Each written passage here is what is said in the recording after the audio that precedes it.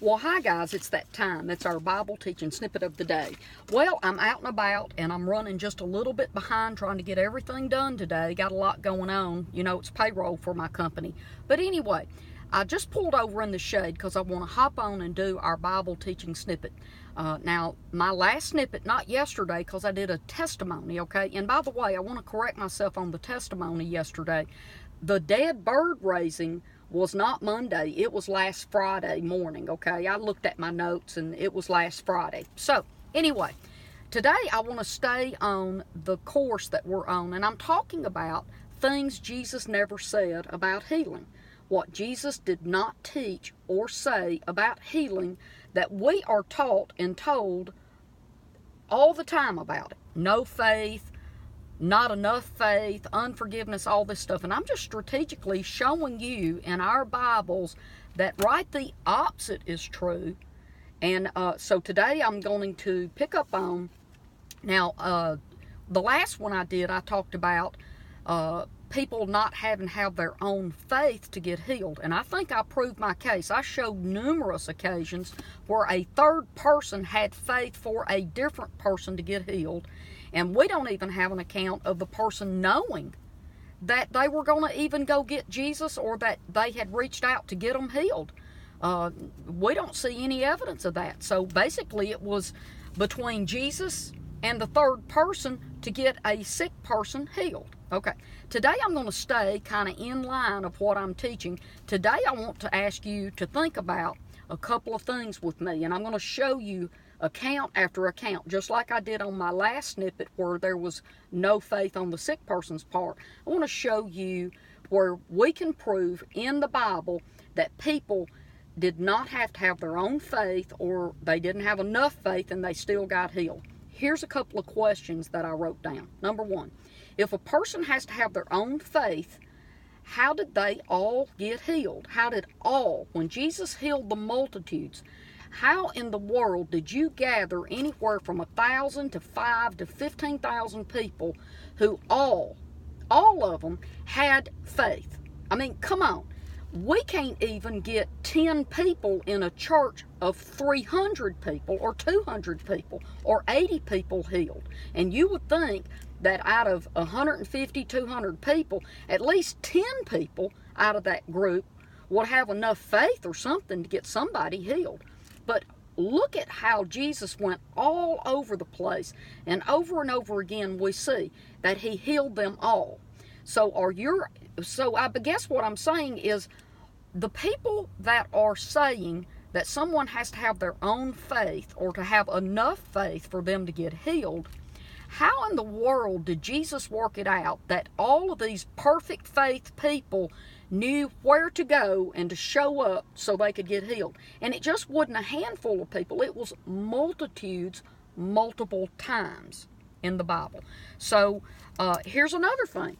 Why don't we see Jesus telling anyone in those huge crowds, oh, well, you know, you can't get healed because you didn't come with enough faith? Why don't we see Jesus actually saying something to someone?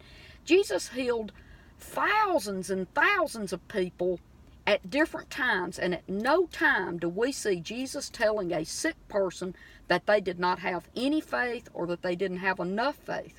Here's another thing. You would think that in alone with the disciples, if there were people that couldn't get healed, the disciples would have been asking Jesus, well, you know, Lord, out there on the Lake of Galilee, you know, there was about 400 people out there that didn't get healed. What happened? You don't see that. You don't even see Jesus telling the disciples, well, you know, guys, I know there was 3,000 people there, but not all 3,000 people had faith. So, you know, I couldn't heal but 300 of them. You do not see Jesus saying that, okay? So these are just those looming questions that I always have, okay? I always ask questions. Well, why don't I see Jesus saying this? And why is it just someone who's teaching trying to come up with a good reason why that we don't see the results we want? And I think that maybe we're teaching some errors. So today let me set in, and I'm going to read you a little more from the article that I wrote. And here I go. In looking at the gospel accounts of healing, we simply do not see Jesus sorting out the different groups of people from the crowds, separating and culling those who did not actually qualify for healing. The Gospels record the opposite, that Jesus healed the masses. In many places, we find Jesus healed them all. In a chart below denote scriptures referencing all who were healed. And right now today, that's what I want to do. I want to show you in Scripture where we see multitudes of people all over the place, and at no point did any of them not receive their healing.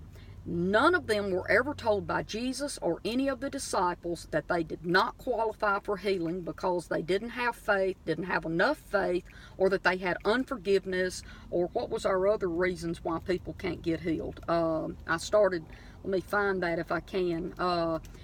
Not born again, not believing, or living in sin. You don't see any of these reasons in any of these scriptures that I'm going to show you, and I'm just going to show you in my Bible. And now look, it's in all of Matthew, Mark, Luke, and John. I'm just going to, for this teaching, I'm just going to work straight out of Matthew so I can go through it a little bit quicker. So my first scripture that I want to show you is in Matthew chapter 4, verse 23. And it says here, "And Jesus went about all Galilee, teaching in their synagogues and preaching the gospel of the kingdom and healing all manner of sickness and all manner of disease among the people. And his fame went out through all of Syria, and they brought unto him all sick people that were taken with divers different diseases and torments, and those who were possessed with devils." I don't like the word possessed. Actually, what it means is being oppressed by. Possession means to have ownership.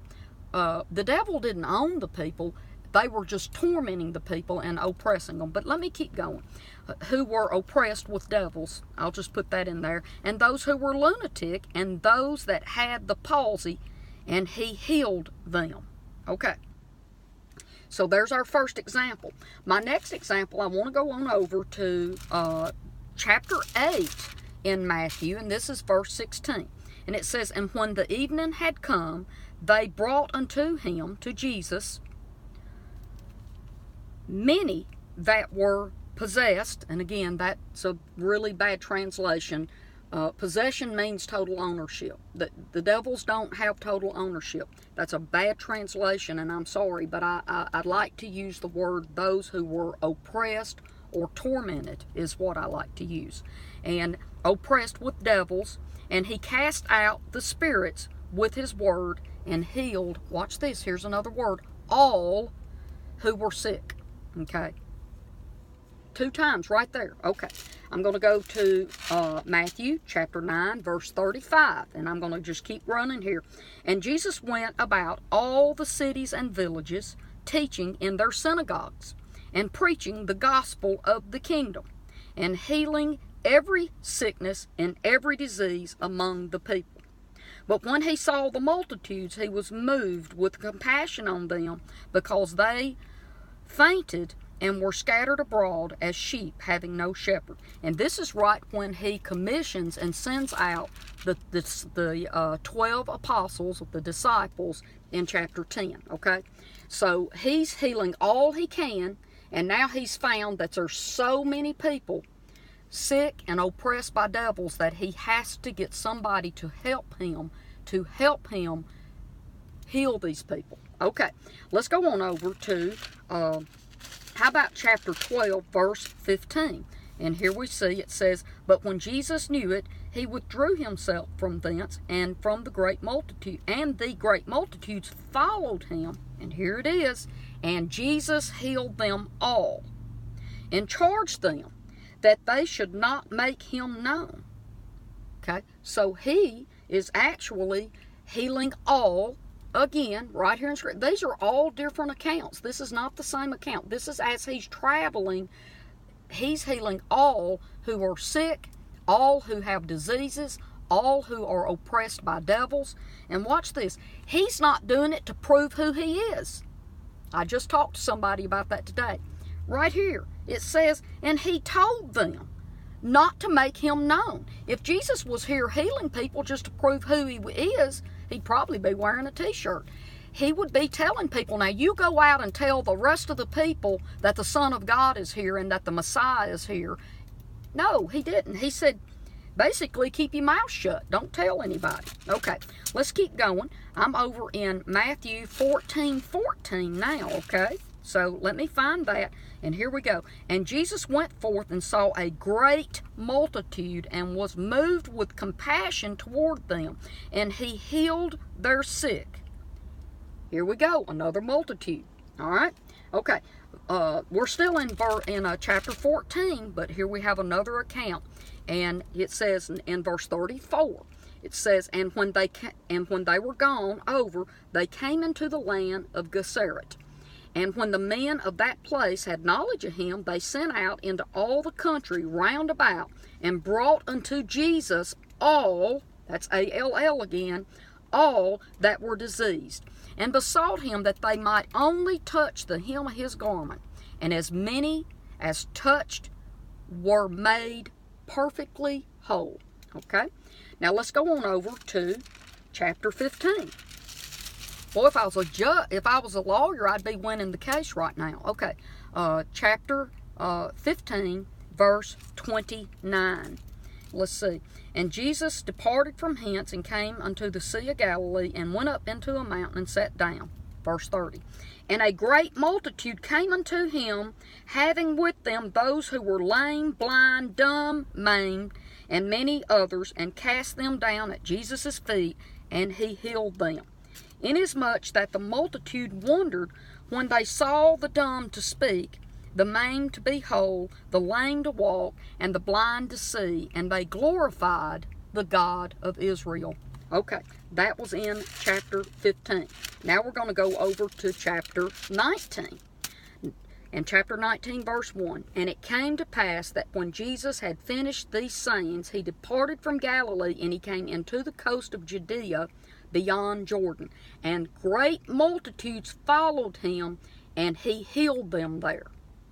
More healing going on. Okay, I'm going to give you one more today, and then I'm going to wrap it up, guys, okay? I know I'm running long, but I'm proving my point here. And this is chapter 21, verse 14. And the blind and the lame came to him in the temple, and he healed them.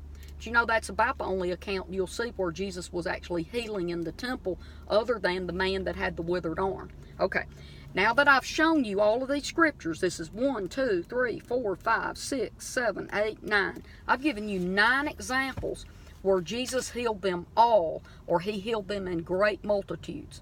And you do not see Jesus telling Peter to pull the people with no faith or not enough faith out of those big crowds. You don't see him telling John to pull people who have unforgiveness in their heart out of the crowd and counsel them and tell them to come back next week when they've got all that worked out. You don't see any of that. Here's another thing. You don't see him telling James, pull out the ones who have demons in them and tell them that we will set them free if that's what they want me to do today. See, all of these wrong teachings, all wrong teachings can be laid down through looking at what Jesus did and what Jesus said, and sometimes, even more importantly, what Jesus did not say. Because I see people assigning things and putting words in Jesus' mouth and actions against Jesus that hurt his good character and nature because they are teaching error. Jesus healed them all because all qualify for a free gift. If it's not a free gift and you have to qualify, then you have to start sorting people out and finding out if they have enough rewards to get that thing that they're asking. But Jesus healed them all because it was a free gift from God, and the time had come that the scripture could be fulfilled and God could act on his word and make it good. And his word is still good today. He's just looking for people to believe Jesus. I love you guys. I'll see you here tomorrow. Bye-bye.